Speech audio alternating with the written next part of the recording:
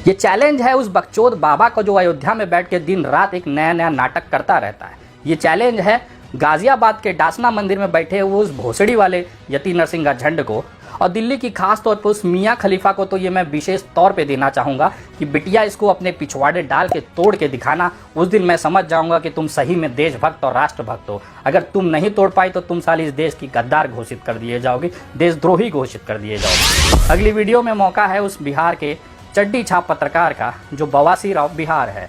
उसको नया नाम मैंने इसलिए दिया है क्योंकि वो बिहार के नाम पर कलंक है और एक ऐसा बवासीर है जो बिलबिलाता बहुत तेज है। कहीं आपको ये बवासीर दिख जाए तो उसके कमेंट में जाके पठान जिंदाबाद जरूर लिखिएगा और उसके बाद देखिएगा उसकी बौखलाहट और छटपटाहट कैसी है। हालात ये हैं कि अब ये तमाम जो बाइकोटिया गैंग है वो लग गए हैं मुसलमानों को छोड़कर अब हिंदुओं को ही रेलने। उनका कहना है कि जितने भी लोग सनातनी और हिंदू भाइयों ने पठान देखी हैं उनकी पूज्य माताओं ने मुगलों के तलवार के सामने अपनी सलवार उतार दी। पठान तो मूवी सबसे पहले देखने वाली देशद्रोही, लेकिन मैं इस देश के दोगले हिंदू से पूछना चाहती हूँ, आखिर क्या हो गई? तुम्हारी माँ क्या कोई अब्दुल चाचा के पास चली गई थी जिसके लिए तुमको मजबूरी में आके इस मूवी को देखना पड़ा? मैं बताना चाहूंगा उन दिव्य ज्ञानियों को कि कैसे हो अंड भक्तों मेरे बाइक कुटिया गैंगियों। इस समय पिछले 25 जनवरी से लगातार इनके घर पे हलवा बन रहा है। कारण है कि इनकी सूजी है, इतनी सूजी है पठान मूवी से कि रोज ये हलवा खा रहे हैं। 2 चम्मच हलवा हर गली गली बांटा जा रहा है उन तमाम लोगों में जिन्होंने बाइकॉट पठान का ट्रेंड चलाया था। आज भी ऐसे बहुत सारे पालिका बाजार के गेट क्रमांक 1 पे ऐसे बैठे बहुत सारे सुअर हैं जो अभी भी उनको यकीन नहीं हो रहा है कि साला हम लोग इतना अपना गांड रगड़े हैं, पैर रगड़े हैं, मुंह रगड़े हैं, टोपा ले लिए हैं, उसके बावजूद भी पठान साला घुस घुस के लोग देख रहे हैं। हालात ये हैं कि अब ये तमाम जो बाइकोटिया गैंग है वो लग गए हैं मुसलमानों को छोड़कर अब हिंदुओं को ही रेलने। उनका कहना है कि जितने भी लोग सनातनी और हिंदू भाइयों ने पठान देखी हैं उनकी पूज्य माताओं ने मुगलों के तलवार के सामने अपनी सलवार उतार दी। पठान तो मूवी सबसे पहले देखने वाली देशद्रोही, लेकिन मैं इस देश के दोगले हिंदू से पूछना चाहती हूँ, आखिर क्या हो गई? तुम्हारी माँ क्या कोई अब्दुल चाचा के पास चली गई थी जिसके लिए तुमको मजबूरी में आके इस मूवी को देखना पड़ा? मैं बताना चाहूंगा उन दिव्य ज्ञानियों को कि पठान का जो समर्थन था वो हमारे देश के प्रधानमंत्री भी कर चुके हैं। इसका मतलब क्या हमारे माननीय प्रधानमंत्री की जो पूज्य दिवंगत माता है, क्या उन्होंने भी मुगलों की तलवार के सामने अपनी सलवार? यहाँ तक कि राष्ट्रपति भवन में भी पठान की स्पेशल स्क्रीनिंग की गई। भारतीय क्रिकेट की पूरी टीम ने थिएटर के अंदर जाकर इस मूवी को देखा। तो क्या उन तमाम सनातनी और हिंदू भारतीय क्रिकेटरों की जो पूज्य माताएं हैं उन्होंने भी मुगलों की तलवार के सामने अपने तलवार को सरेंडर कर दिया था? यहाँ तक कि हमारे जो द कश्मीरी फाइल करके एक जो फायर ब्रांड मूवी आया था जिसमें कश्मीरों हिंदुओं की आंसुओं को दिखाकर एक दल्ला जो भांड था उसने 1000 करोड़ रुपए कमाकर अपने आप को गौरवान्वित महसूस कर रहा था, उसी फिल्म में एक दमदार किरदार निभाने वाले हमारे टकलू महाराज यानी कि अनुपम खेर ये भी थिएटर के अंदर बैठ के पठान की चटकारे लेकर पिक्चरें देखी हैं। तो मैं पूछना चाहता हूँ उन बाइकोटिया गैंगों को, क्या अनुपम खेर की जो पूज्य माता हैं क्या इन्होंने भी मुगलों के तलवार के सामने अपने सलवार को सरेंडर कर दिया था? यहाँ तक कि आपकी जो दीदी और बुआ है जिसको आप कंगना रनावत के नाम से जानते हैं, जिनकी धाकड़ फिल्म पूरे देश के सारे थिएटरों में 4000 रुपए का बम्पर कलेक्शन की थी, केवल 20 टिकट बिके थे उस दिन, वो रिकॉर्ड भी उसी धाकड़ एक्ट्रेस के नाम पे है। ऐसी जो एक्ट्रेस है इन्होंने भी पठान का समर्थन किया था। तो मैं पूछना चाहता हूँ तमाम बाइकोटिया गैंगियों को, क्या तुम्हारी जो दीदी है इनका भी जो सलवार था वो मुगलों के तलवार के सामने गड़बड़ा गया था क्या? अभी तो अपमानित और होना है। यहाँ तक कि पठान बम्पर सुपर हिट हो चुकी है। अब आपको मैं वो वास्तविकता बताना चाहूँगा कि इनकी जो पालिका बाजार पे खड़े हुए सुअरों की जो हालत है ना वो धोबी के कुत्ते के जैसी है। न ये बेचारे घर के हैं न घाट के। कारण ये है कि जिस मूवी को लेकर जिस भारतीय जनता पार्टी के साथ ये पूरा बवाल मचा रहे थे उसी भारतीय जनता पार्टी ने इनके पीछे ऐसी लात बनाकर इनका जबरदस्त चुतिया काटा है जो कि देश में ये मुंह दिखाने लायक नहीं बचे हैं। मुंह पे कालिक लगाना क्या होता है उसका छोटा सा झलक मैं आपको दिखाना चाहता हूँ। पूरा जो पठान का बवाल शुरू हुआ था उसके टीजर से हुआ था। इन जो बाइकोटिया गैंग है इनका ये कहना था कि हमारा जो सनातन धर्म का गौरव है यानी कि भगवा कलर उसको बेशरम बता दिया गया और उस बेशरम कलर का मतलब उस बेशरम रंग को लेकर इनका बवाल शुरू हुआ। बवाल फिर अगले स्टेज पे चला गया कि इन्होंने हमारे भगवा कलर की चड्डी को दीपिका के विशेष अंग के पास क्यों पहना दिया गया। पूरा बवाल हमारा भगवा रंग और बेशरम रंग से छोड़कर दीपिका की चड्डी पर आकर रुक गया। ये वही चड्डी थी जिसको लेकर पूरे देश में बवाल मचाया गया। बहुत सारे हमारे सनातनी भाइयों की भावनाएं इतनी कमजोर थी, साली नन्ही थी कि आहत हो गई। तुरंत ही ये सड़कों पर निकले और बिलबिलाने लगे। इनका दावा था कि इनके पूरे बाइकआउट की वजह से शाहरुख खान रास्ते पर उतरकर चना बेचेगा। हालात ये था कि सेंसर बोर्ड भी एक्टिवेट हो गया है। उन्होंने कहा कि नहीं, हम पिक्चर को फिर से देखेंगे और काट छाट कर पठान को उतारेंगे। ये जो काट छाट था तो उनका कुछ छाट नहीं बिगाड़ पाए। और दिक्कत ये हो गई कि जिस चीज़ को लेकर बवाल था वो मैं थिएटर में चेक करने गया। सेंसर बोर्ड ने क्या इस सीन को काटा है। 2 लाख रुपया खर्चा कर मैं दीपिका की चड्डी, वो भी भगवा कलर की चड्डी देखने के लिए दिल्ली पहुंचा।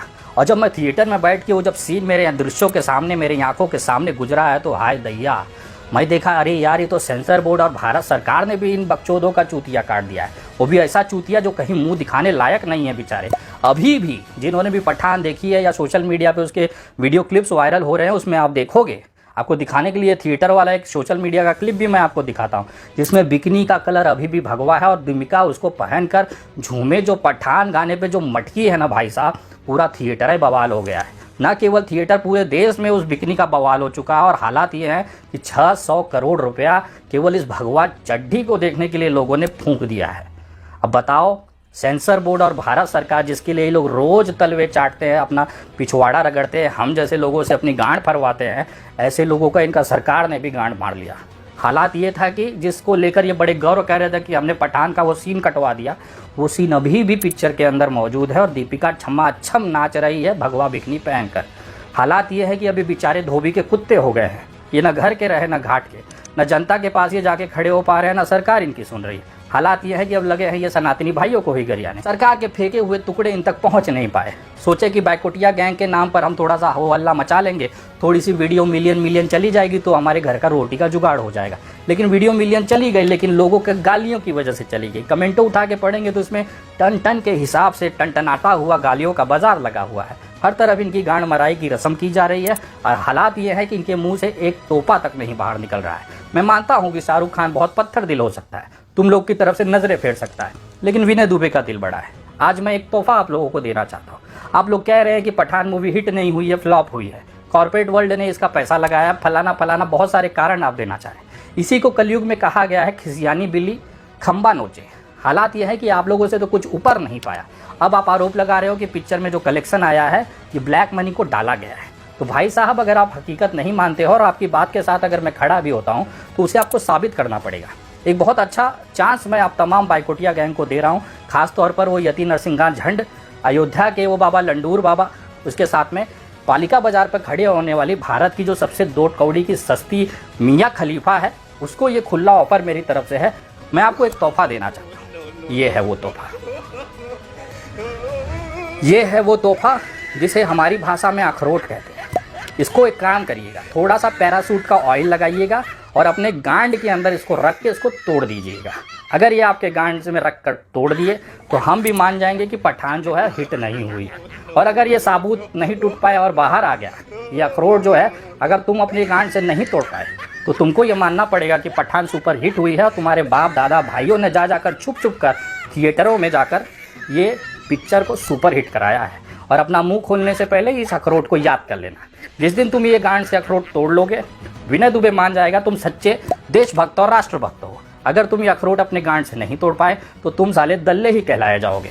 ये चैलेंज है उस बकचोद बाबा को जो अयोध्या में बैठ के दिन रात एक नया नाटक करता रहता है। ये चैलेंज है गाजियाबाद के डासना मंदिर में बैठे हुए उस भोसड़ी वाले यति नरसिंहा झंड को, और दिल्ली की खास तौर पर उस मियाँ खलीफा को तो ये मैं विशेष तौर पे देना चाहूँगा कि बिटिया इसको अपने पिछवाड़े डाल के तोड़ के दिखाना। उस दिन मैं समझ जाऊँगा कि तुम सही में देशभक्त और राष्ट्रभक्त हो। अगर तुम नहीं तोड़ पाई तो तुम साले इस देश की गद्दार घोषित कर दिए जाओगे, देशद्रोही घोषित कर दिए जाओगे। अब तुम्हारे राष्ट्रभक्ति और देशभक्ति की परीक्षा है। इस अखरोट को तुम्हारे गांड से तुमको तोड़ना ही पड़ेगा।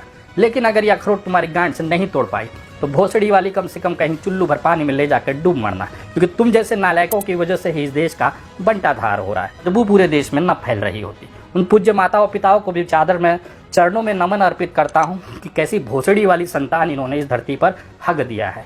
उसकी बदबू पूरे देश फैल रही है। जो इनकी गलती इनके माता पिता ने की है उसको सुधारने का भी जो जिम्मेदारी है एक हम जैसे नागरिकों की है। तो इस गलती को सुधारने के लिए ये अखरोट बेटा तुम अपने पिछवाड़े डालकर इसे तोड़कर साबित कर देना कि तुम सच्ची देशभक्त हो।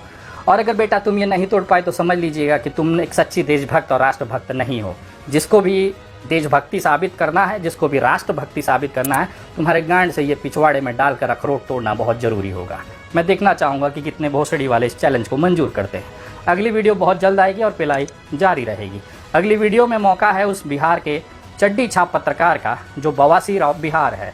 उसको नया नाम मैंने इसलिए दिया है क्योंकि वो बिहार के नाम पर कलंक है और एक ऐसा बवासीर है जो बिलबिलाता बहुत तेज़ है। कहीं आपको ये बवासीर दिख जाए तो उसके कमेंट में जाके पठान जिंदाबाद ज़रूर लिखिएगा और उसके बाद देखिएगा उसकी बौखलाहट और छटपटाहट कैसी होती है। ज़मीन से निकले हुए गांडुल के ऊपर जैसे ही आप नमक डालते हो वो किस तरह से तड़पता है, ठीक वैसे ही हालत इस बिहार के बवासीर का है। तो इस बवासीर का इलाज अगले वीडियो में हम करेंगे। तब तक के लिए जय हिंद।